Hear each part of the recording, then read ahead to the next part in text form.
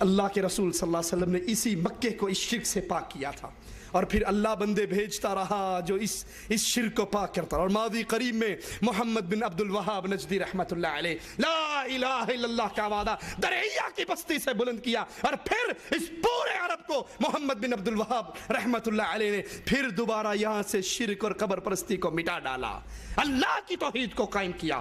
محمد بن سعود رحمت اللہ علیہ ان کے ساتھ ملے اور اللہ کی توحید قائم اور دائم ہوئی.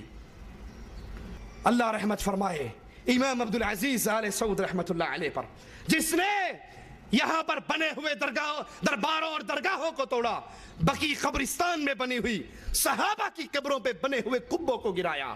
اور جب انڈیا پاکستان کے مولویوں نے درخواستیں لکھی تو انہوں نے جواب میں صرف یہ کہا تھا ایک حدیث اللہ کے نبی کی لا کر دے دو، ایک حدیث اللہ کے نبی کی.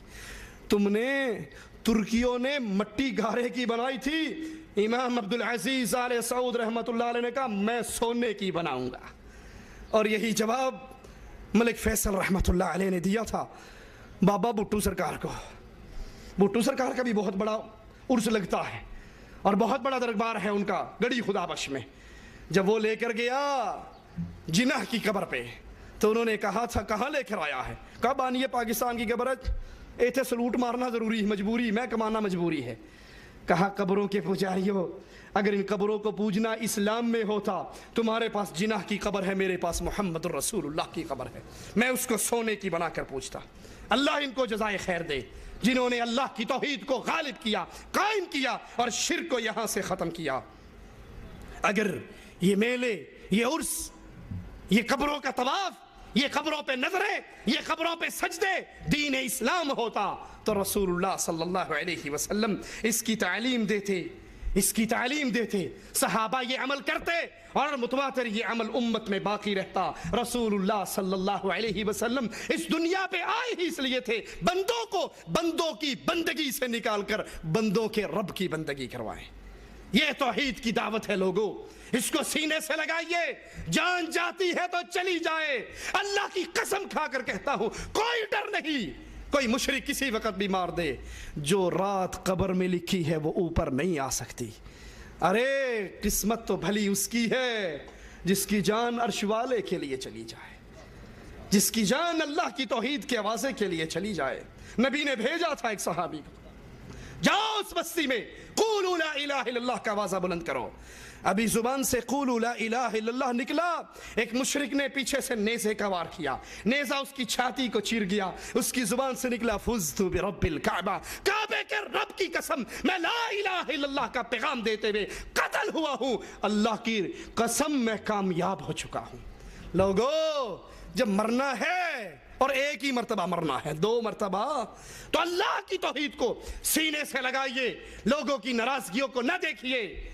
اس بیت اللہ کے پڑوس سے لال شہباز قلندر کے پجاریوں کو پیغام دینا چاہتا ہوں، اللہ سے ڈر جاؤ، اللہ سے ڈر جاؤ. یہ شرک اکبر ہے، اللہ کے دربار میں اس سے معافی مانگو اور توبہ کرو.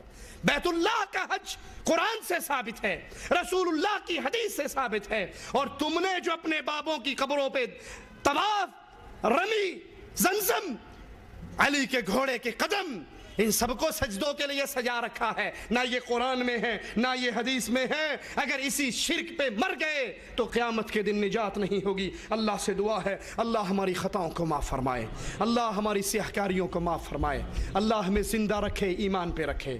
کچھ بھائی کہہ سکتے ہیں مجھے علم نہیں ہے، میں کیسے توحید کی دعوت دوں؟ تو آپ کے سامنے کتاب کی صورت، کیسٹ کی صورت، سی ڈی کی صورت کھلی ہے. آپ نہیں دعوت دے سکتے تو کسی کو توحید کے پیغام کی سی ڈی دیجئے، کتاب دیجئے اور یاد کر لیجئے رسول اللہ صلی اللہ علیہ وسلم کی حدیث کو. آپ نے فرمایا ایک تیر 3 بندوں کو جنت میں لے کر جائے گا. ایک تیر، ایک وہ جس نے بنایا، ایک وہ تاجر جس نے خریدا اور خرید کے پھر ایک مجاہد کو دے دیا، تیسرا وہ جس نے اس کو چلا دیا. ایک تیر کی وجہ سے 3 بندے. ہو سکتا ہے آپ کسی کو توحید کے پیغام کی سی ڈی دیں، کیسٹ دیں، کتاب دیں، پمفلٹ دیں، اور سن کر اس کے دل کی دنیا بدل جائے.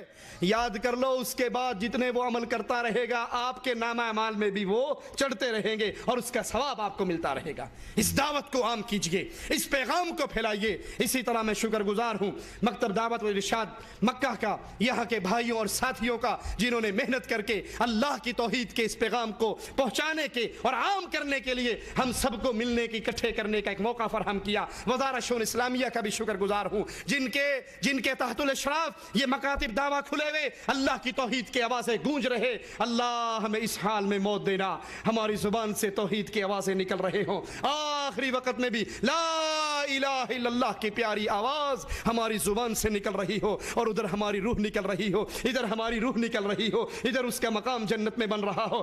اقول قولی ھذا واستغفر اللہ لی